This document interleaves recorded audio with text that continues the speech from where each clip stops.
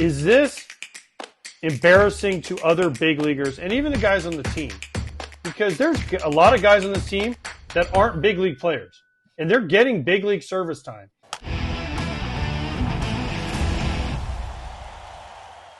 Well, it happened. We are witnessing the worst team of all time. The Chicago White Sox just set the record for most losses in a season since 1900, and they beat the 62 Mets in something that you don't want to beat a team in. I played against the 2003 Tigers. That was the worst team I ever saw. I never thought anybody would come close to that number, and here they are, the White Sox. Congratulations. I've talked to a lot of White Sox fans on social media. They are not happy. They are ready for some changes to be made, and we'll see if that happens. But for right now, party, White Sox fans. You set an all-time record. It's like watching a car wreck all year long. So we covered this in depth on FT this week. Let's get into it. AJ thrown out to his White Sox fans. Hey, how are we feeling about 120?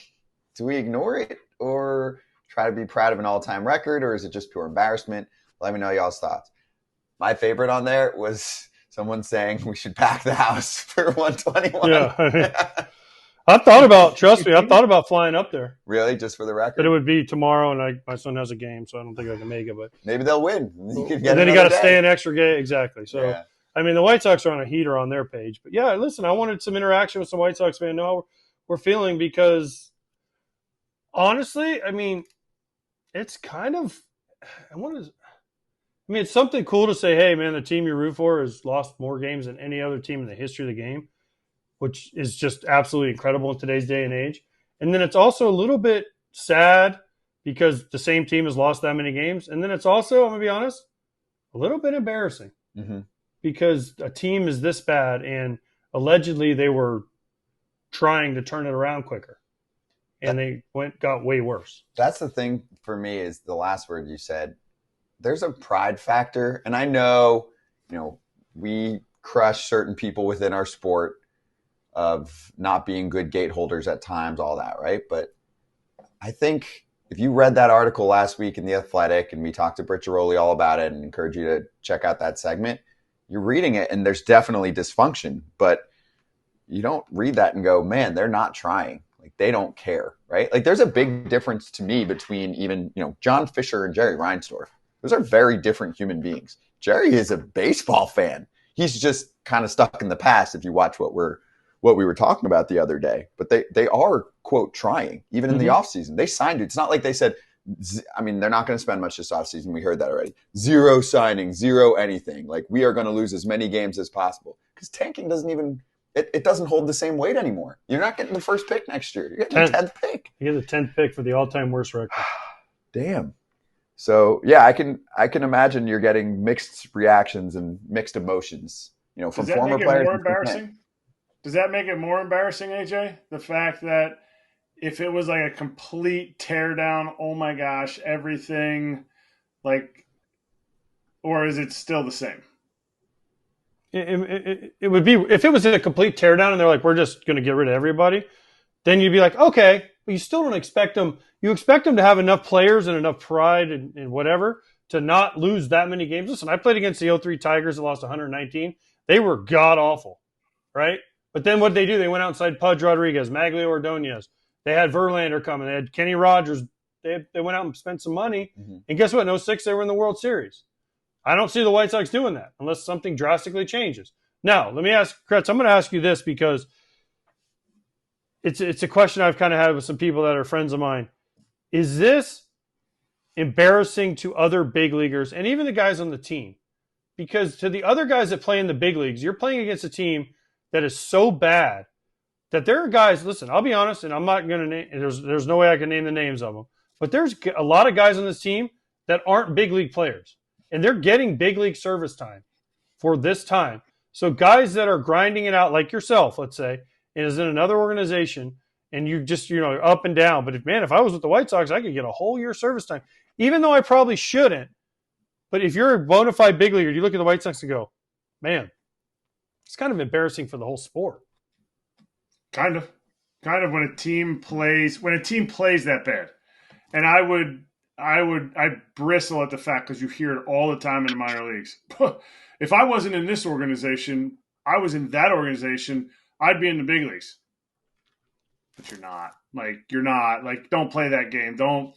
To me, I don't like it when guys take away service time. It might be the only time that player X from the White Sox ever makes the big leagues. He had an opportunity to do it. He may have hit 230. He may have had a 5.6 ERA, whatever it is. He is a big league player. And to have lost as many games as, some people would say, oh, a AAA team is better.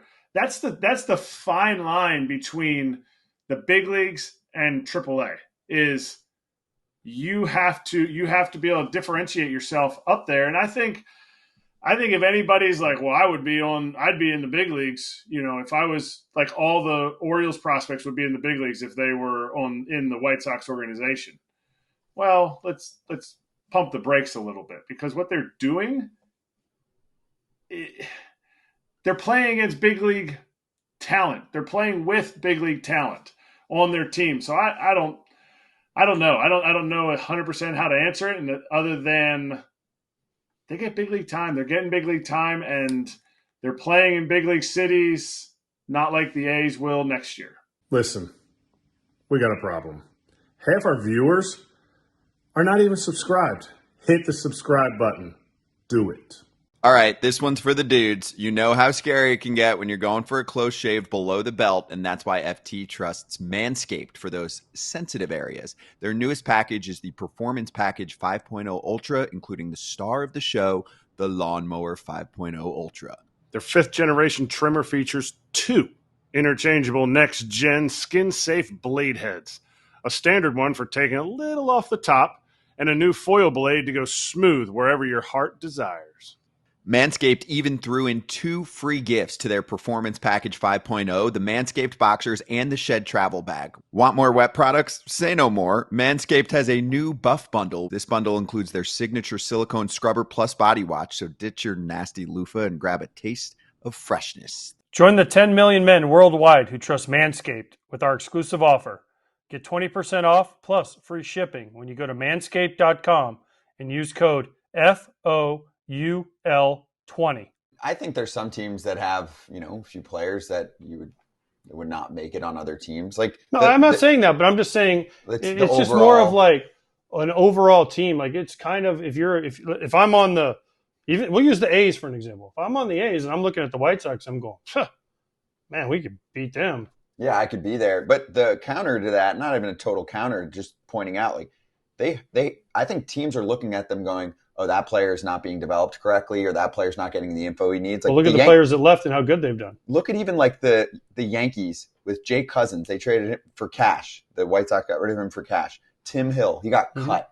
Those are 2 key pieces of one of the top teams in baseball's bullpen now. So to me, that plays to they're super behind on information. They're arguing about what information they're giving out. This is all in the article. Tommy Pham, who's a bona fide big leaguer, who's one of the honest ones, comes out and he's just like, yeah, they are not preparing us the right way. I remember there was one part they're telling people generalities. Your sinker will play down in the zone.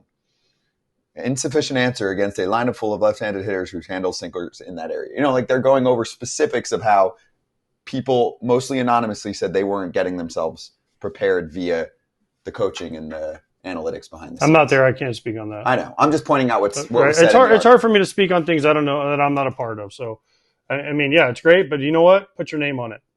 Yep. Well, Tommy did. No, Tommy did. Tommy's but I'm saying the other people that were all, put your name on it. Jake Peavy put an article out there. He put his name on it. Yeah. Some of the things he said, I don't know. I don't necessarily. But Tommy at least he put his name on it. My outfield D was worse in the first half of the year because I wasn't being put in the right positions. That's basically what he said. And okay, great. There you go. So, but anyway, Tommy's in a different position. AJ, you've been in a different position for probably 17 years of your career.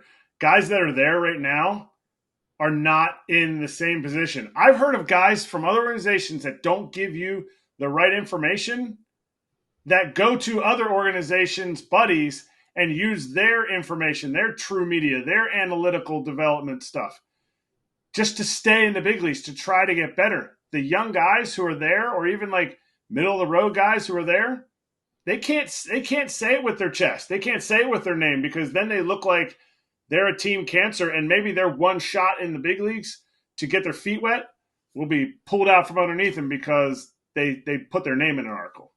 You're right. There's certain guys that can't say things. But the guys that left were veteran guys that said these things. It wasn't rookies. Yeah, I get it. Okay. That's fair. Okay. I mean, no, that's I'm why assuming. I'm assuming that. I'm not going to assume that. I'm guessing that because they're not going to go to a rookie guy who's never been in another organization and say this. It's going to be a veteran guy that says it. Yeah, who has experience in other ballparks or other ball clubs. Hey, everybody. Be sure to like and subscribe for more content. We're back here every weekday, all year long, so do not miss an episode. The videos are coming in all day. Here's another video you might enjoy. Baseball the way it should be covered.